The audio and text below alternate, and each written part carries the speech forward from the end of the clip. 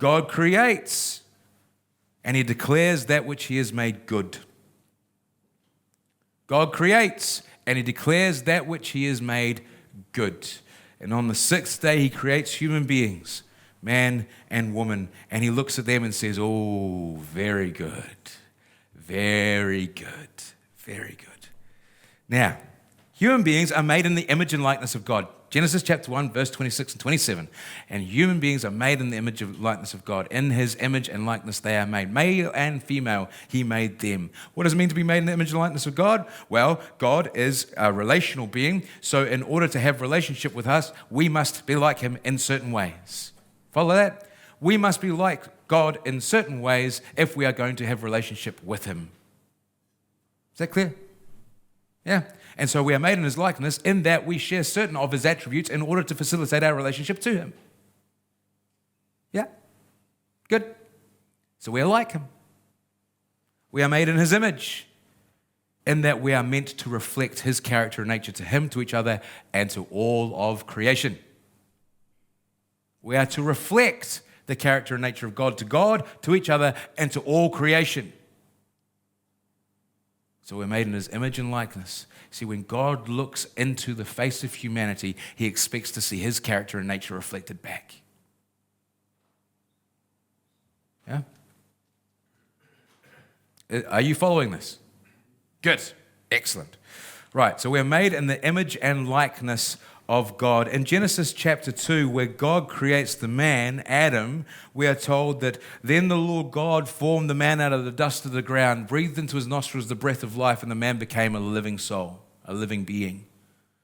Now, the words that are used in that in the Hebrew are very important. The Lord God formed the man, that's the word Adam, as we would say it, or Adam, from the dust of the ground, the Adamah. The Adam from the Adamah. You see the linguistic relationship between these two words.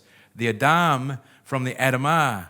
That linguistic relationship is intended to communicate something of the relationship that we are to have with the ground from which we have come. In the same way that the word woman means out of the man. And it should tell us something about the relationship that the man and the woman have. Still with me? Yeah? So the Adam comes from the Adamah. We are to have a relationship with the ground from which we have come. What is that relationship to look like? Well, we are to reflect the character and nature of God. We are to reflect his character and nature to the ground from which we've been made. See? And God grants dominion to human beings, to rule over it. Now, we don't like that word dominion in our culture. We hear the word dominion and we think domination. But we were never meant to dominate the land from which we have come. We were meant to reflect God's character and nature to it. We were meant to rule over it in a way that reflects the character and nature of God. And who is God? God is love. You see this? See how it flows? We are meant to rule over it, yes. To have authority over it, yes. But we are to rule over it in a way that reflects the character and nature of God, and God is love. We are to reflect God's love to the very creation from which we have come. We have been granted authority over it, to rule over it and have dominion over it, but that dominion is to have a particular quality and character, and it's the quality and character of love that comes from God himself. Human beings are like the creation from which we've come. We are like it. We are a part of the created order, yes?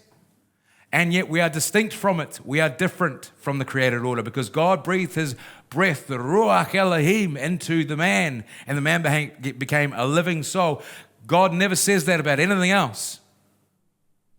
Human beings are distinct from the rest of creation. We are a part of the created order, and yet we are distinct from it.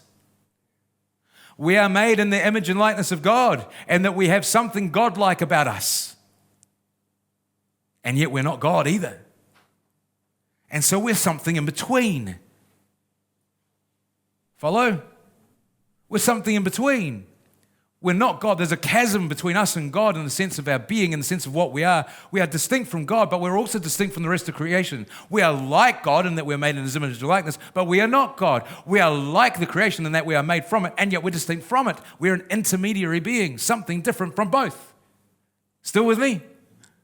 So we're an intermediary being, and as an intermediary being, we have been granted authority over the creation, which means we represent the creation to God. We are responsible for it. We represent, as human beings, we represent as the ones who have dominion over creation. We represent all of creation before God. We are responsible for it, and we are responsible to it for the way we lead. You bet, ouch. Right? We're responsible for it, and we're responsible to it. And that position was held by the first man, Adam. And so he was to reflect the character and nature of God, to other human beings, and to all of creation. He was to represent God to the creation and represent creation before God. You see? Standing between God and His creation as the intermediary, as the mediator, if you like. But what happened? Adam sinned. And for those of you who have been part of the fellowship here for a while, you will know this story well. I tell it often because I want you to get your heads around this because it changes everything. Adam's sin was not simple disobedience or breaking laws. That is not what happened. That's not the important part of the story. That was merely the outworking of the problem. It was a symptom of the sickness. The real problem was that Adam and Eve bought into the lie of the serpent. That when they ate from they bought into the lie of the serpent, in that the serpent was impugning the very character and nature of God, causing Adam and Eve to believe that God was a liar, that they would not die when they ate, right? God is lying to you. You won't die when you eat. God is a liar because He knows that when you eat from that tree, your eyes will be open. He doesn't want that. He wants to manipulate you. He wants to keep you down. He wants to remain in control. Doesn't want you to be all you can be. He knows that when you eat, your eyes will be open and you'll be like Him. You'll be like God. You see? By eating from the fruit of the tree of the knowledge of good and evil, Adam and Eve are calling God a liar. It's an act of blasphemy. They're impugning His very character and nature. It's a blasphemy that is taking place. And it's an act of idolatry because they are setting themselves up as gods. We want to be like God. It's an act of blasphemy and it's an act of idolatry, and they evidence their blasphemy and their idolatry by eating from the tree. The eating from the tree is the end part of the process. It's the last step in the cycle. Everything else was going on in here. That's the problem. You see.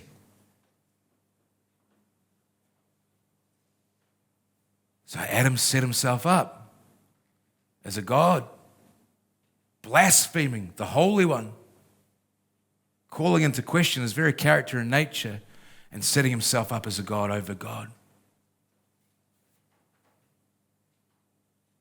He didn't represent God faithfully to the creation. Instead, he set himself up as an idol in the creation. And he didn't faithfully represent the creation to God.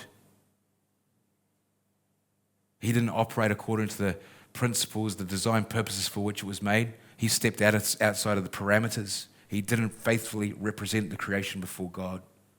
And so Adam, as the intermediary, Adam as the mediator between God and creation before God, failed in an act of false worship, idolatry, and blasphemy, and everything broke. You see? He failed to represent it well. Are you all still with me? It's different, isn't it? When you start digging, you uncover all sorts of stuff that's really important. Here's the lesson that we need to learn. The way we worship and the things we worship impact the very ground upon which we walk.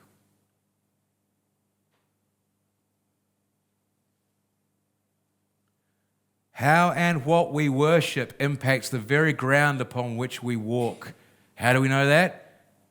Adam sinned, creation broke. Adam engaged in false worship, and everything broke as a result. It's false worship that broke the creation. When God commands the tribes of Israel to enter into the land flowing with milk and honey, He commands them to wipe out the tribes that are inhabiting that land. Do you know why? Can you remember? Because the way they worship is so abhorrent that they have polluted the very ground on which they walk.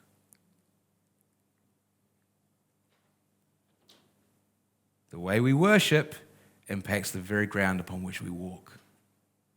What are we worshiping? What is our culture worship? And how does that impact the ground? How does that impact the creation? The problem isn't overfishing or over-farming or overpopulation. The problem is false worship, folks. That's the problem. And the solution for false worship is right worship, not taxes, not limiting your ability to travel, not worshiping the creation or romanticizing indigenous cultures. Those are not the solutions. When the problem is false worship, the solution is right worship, worship in spirit and in truth.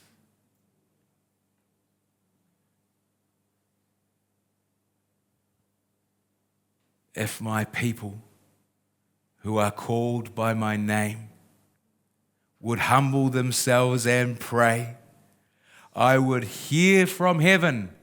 I will